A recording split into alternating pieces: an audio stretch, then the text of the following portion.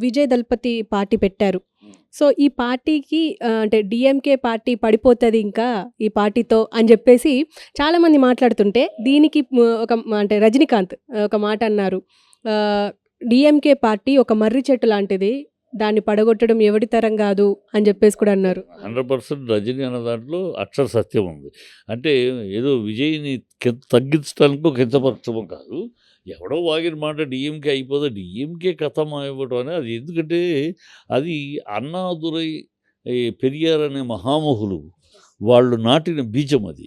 ద్రవిడ అనే భావాన్ని బాగా లోతుల్లోకి తీసుకెళ్ళిపోయారు ఆళ్ళు. అందువల్లే వాళ్ళు తమిళనాడులో ఏ నేషనల్ పార్టీ కూడా ముందు ఉండలేదు.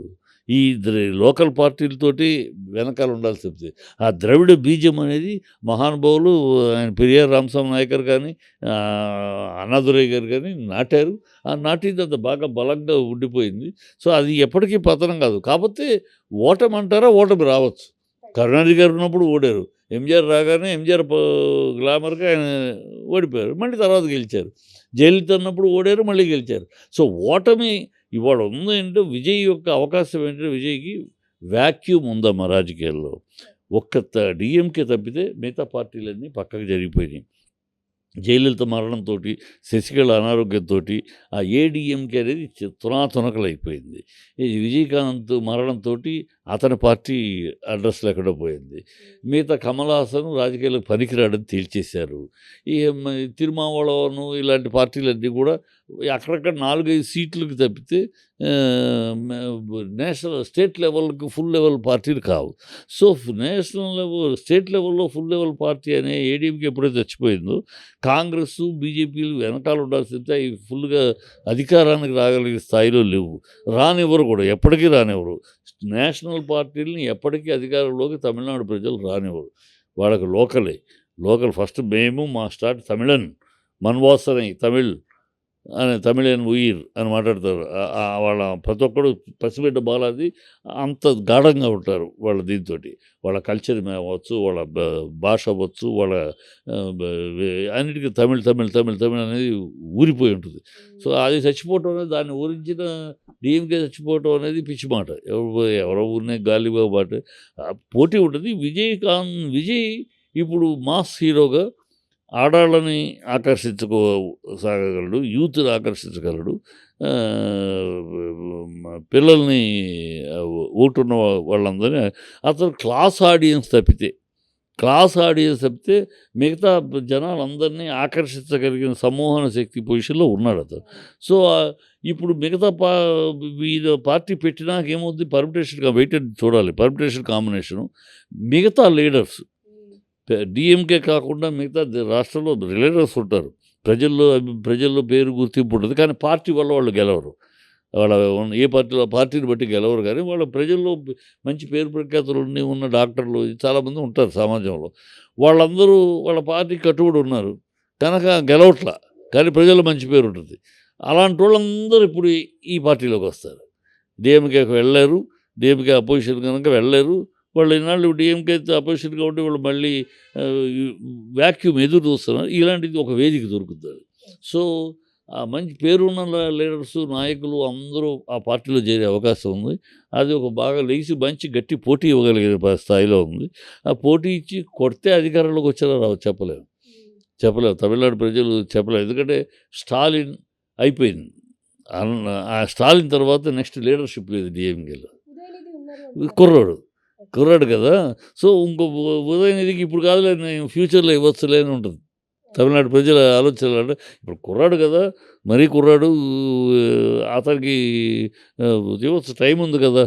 అది ప్రస్తుతం కొత్తగా వస్తున్నాడు, కొత్తగా ఏం సాధించి పెడతాడు, ఎంజీఆర్ లాగా ఏం చేస్తాడు, ఎంజీఆర్ స్కీమ్లో వెళ్తున్నాడు అతను. కనుక ఒక్కసారి ఒక ఫౌండేషన్ కామెంట్ కుదిరి కొడితే దెబ్బ తిరిగే దెబ్బ కొట్టగలడు అతను. కొడితే జాక్పాట్ కొడతాడు, లేకపోతే మూల కూర్చుంటాడమ్మా. మధ్యస్థం ఉండదు అంతే. దళపతి ఇప్పుడు పార్టీ పెట్టారు సడన్‌గా ఏం లేదనుకోండి. కానీ అంటే అంత ధైర్యంతో ఎలా పెట్టి ఉంటారు? అంటే ఓన్లీ ఈ సినిమా బలంతోనే అంటారా? అలా కాదమ్మా. సినిమా బలంతోనే మొదటి నుంచి ఒక పొలిటికల్ స్ట్రాటజీగా వెళ్తున్నాడు. ఒకప్పుడు కాంగ్రెస్ తోటి చేతులు కలుపుతారని వచ్చింది.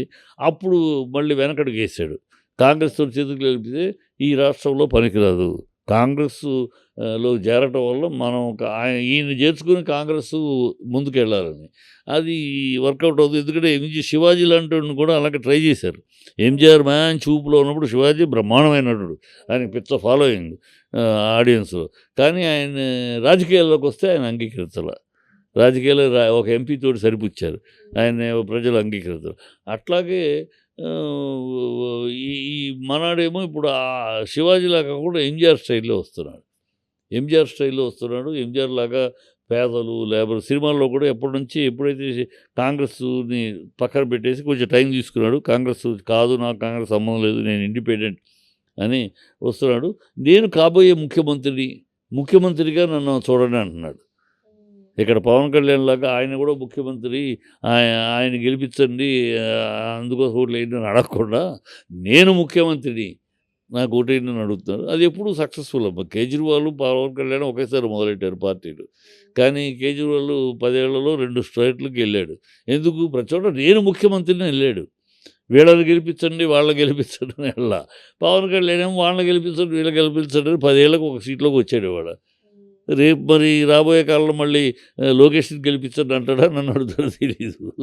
పవన్ కళ్యాణ్ ఫార్ములాని ఫాలో అవుతున్నారు విజయ్ దళపతి అని చెప్పేసి బయట వినిపిస్తుంది. వాళ్ళు పిచ్చోళ్ళు, రాజకీయ అవగాహన లేనోళ్ళు. ఎట్లా సెట్ బై సీట్ కొట్టారు కాదుగా, 10 ఏళ్ళు పట్టింది. మన 100 సీట్లకు 1 సీట్ రాలేదు కదా. 10 ఏళ్ళు బట్టి 10 ఏళ్ళు ప్రయాణం చేసి ఇవాళ ఒక ఎమ్మెల్యే అవ్వగలిగాడు.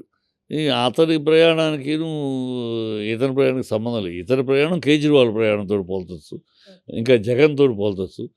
అంతేగాని పవన్‌ని ఇదే సంబంధం లేదు. పవన్ ఇంతవరకు నేను ముఖ్యమంత్రి, నాకు ఓటేంటి అని అడిగే స్థాయిలో లేడు కదమ్మా.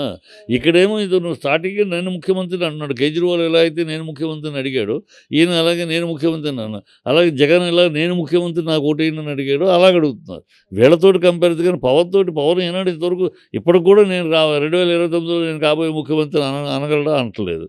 ఇప్పటికీ చంద్రబాబు చాటునే ఉన్నాడు. సో ఒకళ్ళ చాటున ఉండే నాయకుడికిను ఇండిపెండెంట్గా పోరాటంలో దిగిన నాయకుడికి పోలిక ఎట్లా పెడతాం? పోలిక పెట్టాం. అండ్ సార్, ఇప్పుడు అదే కూటమికి సంబంధించి ఏంటంటే ఇప్పుడు వస్తున్న పథకాలు, వీళ్ళు ఎవరైతే ఏ పథకాలు అయితే పెట్టారో వాటి పైన వస్తున్న నెగిటివిటీ గురించి మీరు ఏమంటారు? అండ్ అన్న క్యాంటీన్కి సంబంధించి అది మురికి వాటర్లో ప్లేట్లు కడిగి ఇస్తున్నారని చెప్పేసి కొన్ని వీడియోలు కూడా బయటకు వచ్చినాయి. దీని గురించి ఇప్పుడు అన్నా క్యాంటీన్ గతంలో కూడా పెట్టాడమ్మా. పెట్టినప్పుడు కూడా పెద్ద క్లోజ్ చేయడం కూడా జరిగింది. అనేక గిబ్బులు ఈ దీంతో డబ్బుల గోల్మాలు జరగటం, వాళ్ళ కమిషన్లు ఇవన్నీ తేడాలు వచ్చాయి. అన్నా క్యాంటీన్ పెడితే అమ్మా, అన్నా క్యాంటీన్ ఎవరి కోసం? అన్నార్తుల కోసం, పేదల కోసం. అంటే పేదలు ఉండే చోటు, ఎక్కువగా కార్మికులు వాళ్ళు ఉండే చోట పెట్టాలి. నువ్వు మెయిన్ సెంటర్స్లో పెద్ద సెంటర్స్లో పెట్టేసేసి మేము దేశం మొత్తం పేదలకు అన్నం పెడతా అంటే పచ్చిబాట. అక్కడికి వచ్చి తినేవాళ్ళు ఎవరు? డబ్బున్నవాడి కారు డ్రైవరు, డబ్బున్న వాళ్ళ తాలూకు మనుషులు. వాళ్ళు రావటం, వాళ్ళు వచ్చేసేసి వాళ్ళు తింటున్నారు. 100కి 10-20 మంది కార్మికులు అక్కడ సిమెంట్ పని, కూలి పని చేసేవాళ్ళు తింటే 80 మంది ఈ బాపత్ తింటున్నారు. సో అది నిజంగా అన్నార్తులకు ఆకలి తీర్చే ఒక షో. ఆ పేరు మీద డొనేషన్స్, వాడు ₹1,00,00,000, వీడు ₹1,00,00,000, ఈ డొనేషన్స్, ఈ డబ్బులు కలెక్షన్ పాయింట్ ఆఫ్ వ్యూ తప్పితే అది జెన్యూన్గా అయితే ఎక్కడ పేదలు ఉన్నారు, ఎక్కడ కార్మికులు పనిచేసే చోట్లు ఉన్నాయి, ఈ టౌన్స్లో, ఆ విలేజెస్ దగ్గర అక్కడ పెట్టాలి. అక్కడ తిండి లేక అలమటించారు, వాళ్ళకి పెడితే నిజంగా అన్నం పెడుతున్నట్టు. నువ్వు సెంటర్లో పెట్టే షో కోసం, ఫోటోల కోసం సెంటర్లో పెట్టేసేసి డబ్బున్నవాడి డ్రైవరును, డబ్బున్నవాడి దగ్గర పనిచేసే సెక్రటరీలు, ఆఫీసులో పనిచేసే వాళ్ళు, నెలకి మంచి జీతం తీసుకున్నాడు, వాళ్ళు వచ్చి తీసుకుంటారు, వాళ్ళు తినడానికి పెట్టి గోల్మాల్. తర్వాత పథకాలు అంటావు. పథకాలు ఇవాళ ఈ ప్రభుత్వం అబద్ధాలతోటి పైకి వచ్చింది. అద్వితాలతోటి అధికారంలో వచ్చింది. ఇప్పుడు ఆ అబద్ధాలని జస్టిఫై చేసుకోవడానికి ప్రయత్నిస్తారు. ఒక దౌర్భాగ్యమైన, ఒక దుర్నీతి, ఒక దుర్మార్గమైన పరిపాలన. పరిపాలన అనేది లేదు. వే ఎన్నికలప్పుడేమో నువ్వు, నువ్వు, నువ్వు నువ్వు కూడానా? నలుగురికి 4 పదిహేను 60,000 ఏం తమ్ముళ్ళు ఇలా మాట్లాడి ఈ అమ్మా నువ్వు ఊది ఊది నీ గుండె దగ్గులు వచ్చేస్తాయమ్మా, అందుకొని మీకోసం 3 సిలిండర్లు ఇస్తున్నాం అని మాట్లాడి ఇవాళ 3 సిలిండర్లు ఇవ్వలేము, నా అందరికీ కాదు ఒకళ్ళకే ఇస్తాము. ఈ తప్పుడు మాటలు. చంద్రబాబు సిగ్గు ఉండాలి. 40 ఏళ్ళ అనుభవం, 14 ఏళ్ళు ముఖ్యమంత్రి చేసిన వాడికి నోరు ఎట్లా వస్తుంది? నోరే తాటి పట్టాది, నాలిక నరలేని నాలిక ఎట్లా మాట్లాడతాడో భయం వేస్తుందని. ఏ వాగ్దానాలు చెప్పినప్పుడు నీకు నోరు లేదా, భయం లేదా?